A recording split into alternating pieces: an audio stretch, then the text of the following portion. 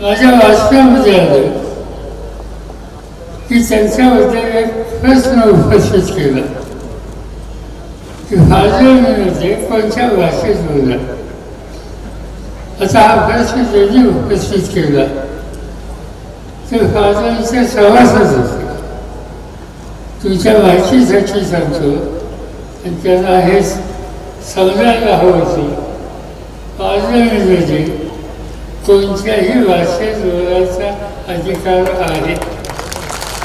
फादरांमध्ये मी स्वतः कधी इंग्रजीत बोललो, कधी हिंदीमध्ये बोललो आणि शुद्ध मराठीसुद्धा बोललो.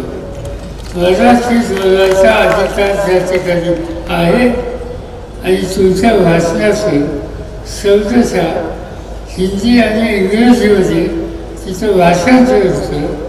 त्यामुळे निलेश संख्ये या जिल्ह्याच्या लोकांचे प्रश्न त्या ठिकाणी मांडतील ते प्रधानमंत्र्यांच्यापर्यंत जातील आणि ते हिंदी आणि इंग्रजीमध्ये सगळ्या भाषा समजणाऱ्या लोकांना कळतील. त्या भाषेची चिंता करायचं कारण नाही. आज या ठिकाणी एका गोष्टीचा मला आनंद आहे आणि मला असं समजलं निलेश लंकेच्या पत्नी राणी लंके तिच्या खाली बसतात.